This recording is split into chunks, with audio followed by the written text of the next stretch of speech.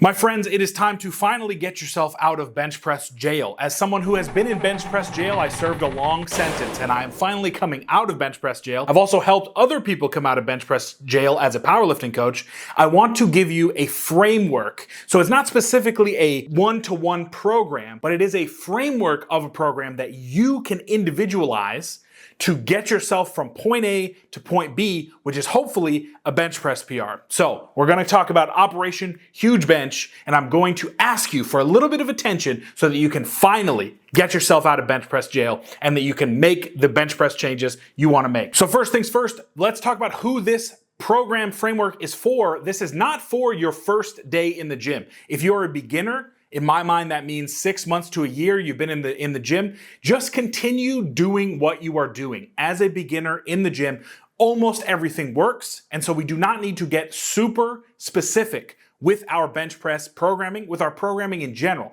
We go in, we put forth good effort, remain in the general frameworks that science and bro knowledge have given us, and we continue to make gains because we are new to the gym. This program framework is more so for people with 1 to 2 years of experience who may have reached a bench press plateau or who may have seen their gains diminish so much that they're looking for some help. We also are not going to be touching on much bodybuilding here. The flat bench press is not the best chest builder in the world. In fact, if you're a bodybuilder, I would recommend that you stick to more machine dumbbell stuff so you can get better stretch on the pecs. This is more for powerlifters and strength athletes or strength enthusiasts who want to continue to make progress. My bodybuilders, I love you, but you may want to find a different video. You need to have a general understanding of your volume tolerance. Now, because this is going to be a framework and not a general prescription, you need to know, do I recover well from 3 sets of bench press? Or do I recover better from 5 sets of bench press? You just need to have a general idea of your recovery based on the amount of volume and intensity that you are doing. A general idea of that will make this program go much farther for you. The main thing that I like to start out with when I'm designing a program for someone is the frequency of that lift. Especially for power lifters, we want to get really good at the specific lift that we're doing because that's what our competition is based upon. How good are we at the squat, the bench, and the deadlift? So we want to establish frequency. I have come across many different frequency prescriptions, and I think a lot of things can work. Just because this is how I do something doesn't mean that this is how you have to do something, but the frequency that I really like is between 3 and 4 bench press touches in a given microcycle. So that's in a given training week. Now that does not mean that you're going to be competition bench pressing for 3 or 4 days a week. You're going to be doing the movement pattern in some form or fashion 3 to 4 times a week. You have to ask yourself, can I bench press 4 times a week? If you have never done that, start with 3, go for a couple blocks, and then if you want to add the 4th day in and see how you recover, I think that's the way to do it. But start on the lower end. Why would we start with a wrecking ball to destroy a house when a sledgehammer will work? So start with our lowest impact, and then we can add more high impact tools as we continue to progress. So here's the general structure of how we're going to lay out that frequency. Our primary bench is going to be competition specific. One more thing, just because things are labeled primary, secondary, tertiary, whatever, does not mean that that indicates effort. High effort should be given on all of these days. That just indicates a framework for you to understand this is my primary day, meaning it's going to be comp specific. My secondary and my tertiary days are going to fulfill other requirements in the program. Bring your best effort to every single one of these days. I don't want secondary effort on the secondary day. We need primary effort on every single day if you want to continue to make progress. So primary day, it is pretty self-explanatory, comp specific bench press day. Our secondary day is going to be weakness specific. So if you know that you are very weak off the chest, or if you're very weak at lockout, if you know that you have weaker triceps relative to your chest and your shoulders, then we can utilize an accessory bench press movement to engage with those weaknesses and to build those weaknesses so that they carry over to our primary day. So that is what the secondary day is for. Our tertiary and quaternary days, if you add the 4th bench press day, is going to be tempo or self-limiting variations with static intensity. So we're going to make the bench press harder on this day by utilizing self-limiting variations or tempo work, and we're going to maintain our intensity across a block. So we're not going to be progressing, 60%, 75%, 80%. We're gonna stay at like 65%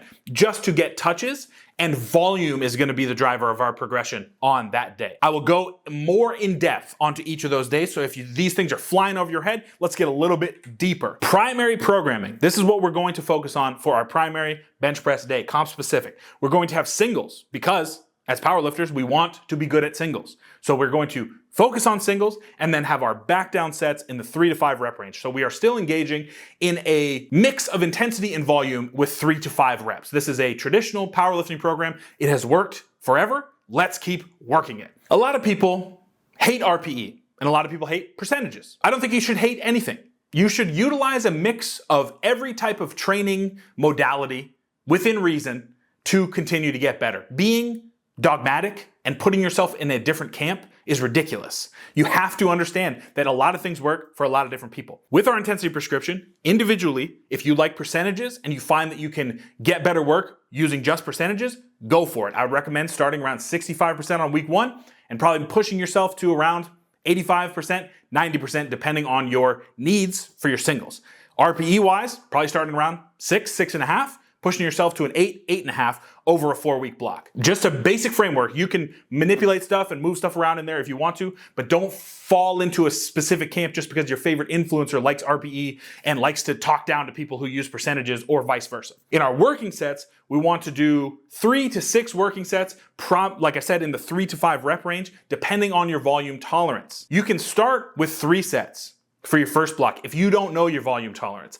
And just like we talked about with the frequency, start on the lower end of things and work yourself towards the higher end of stuff. We don't need to always go for the nuclear solution on day 1. Start small, build it back up. Okay, so that's our primary programming. Moving on. Before we talk about secondary programming, I want to talk about the accessory movements that I think will work best on a secondary type day. Now, these are just some of my favorite movements. There are, of course, a lot of different styles of movements that you can do. If you have weak triceps, close grip bench, you're not gonna beat it. Come in about 2 fingers from your competition grip. I think that's all you need. You don't need to go super, super close. On the opposite end of the spectrum, if you have a weaker chest, a wider grip bench, and even beyond competition legal wider grip, I think as a secondary movement can do wonders for stretching the pec out, getting a little bit more pec activation in the bench press itself. Be careful. Wider grip usually can start to grind the shoulder a little bit for me and a couple people that I train with, so you gotta be careful on that one. Long pause bench press, meaning 2 to 3 seconds. I think that this is a great accessory if you find that you lack power out of the hole,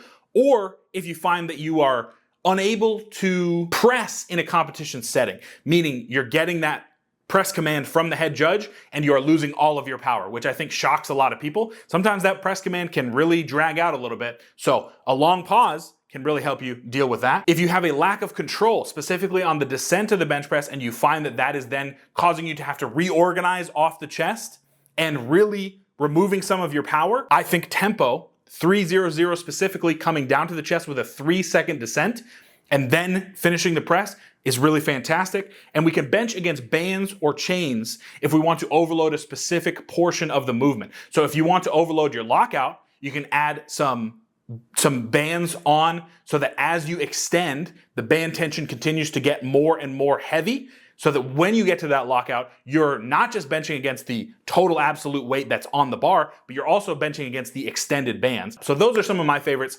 secondary. We're gonna move on to how we are going to program the secondary day. We are going to do something called ascending RPE sets. Now again, you don't have to use RPE. You can also use percentage and you can ascend that way as well. The goal is to come in on that day and within 3 to 6 sets of 3 to 8 reps, depending on your volume tolerance, you want to ascend. Example, set number 1, RPE 6. Cool. Set number 2, RPE 7. Excellent. Set number 3, RPE 8. Now, if you're going to extend the sets out, so say you're doing 5 sets, you don't really want to be touching RPE 10 on set 4 and 5. So you'll have to do a little bit more manipulation. It could be that you stay 2 sets at 6, 1 set at 7, 2 sets at 8, whatever you want to do to manipulate that. The goal is to ascend your RPE so you're doing your heaviest work last. You can do that with the percentages as well, 60, 65, 70, 75, whatever. That is how I think you should program your secondary day. We're getting into a little bit of crossover between secondary and tertiary days. Obviously, there's only so much you can do with the bench press, but here are some options for your tertiary and your quaternary days, leaning more so on the self-limiting variations. So these are variations of the bench press in which you cannot use as much weight because you are doing something in the movement that will self-limit. With a Larson press, you're removing the legs, so you don't have leg drive.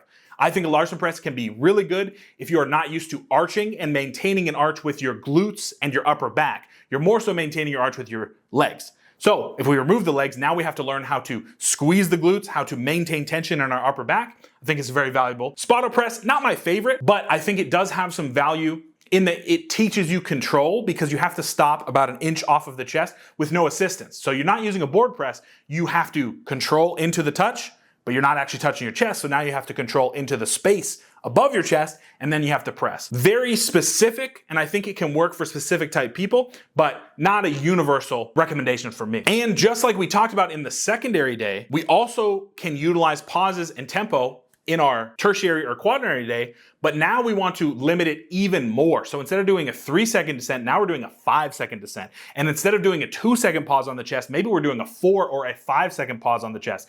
Anything to continue to self-limit so that the overall intensity of this day is not then eating into your primary or secondary training, but you are still getting good work done and you are still accomplishing the goals that you wanted to accomplish on this day by using these self-limiting tools. How we're gonna program this day is we're gonna keep static intensity, meaning week 1, week 2, week 3, week 4, we are sticking in an intensity range because the goal of this day is not to continue to overload. The goal of this day is to work on specific movement patterns that may be holding you back in the primary day.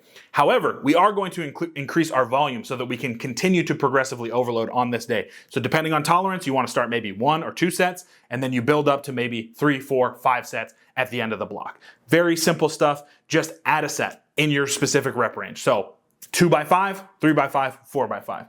Simple, just math. So that's overall accessories for the bench press. Accessory movements for me are movements that take the competition movement and do a little twist on them, so you're still doing a bench press. Supplemental movements for me are your traditional accessories like chest press, dumbbell incline press, that type of stuff. So here are some of my favorites. Obviously, there are a ton of other movements, so if you have some favorites, go ahead and plug them in. This is your program. It's not my program. It's just a framework for you to build off of. So for the chest, I really like a slight incline dumbbell press because it takes some of the pain out of the shoulders. You're not gonna be overloaded with a ton of pressing, and you can really get that deep stretch. That is one of my favorite builders. And then just a machine chest press. You cannot really go wrong with supplementing with a machine because it takes some of the strain and some of the stress of having to balance out of the movement, and you can just focus on pounding out reps.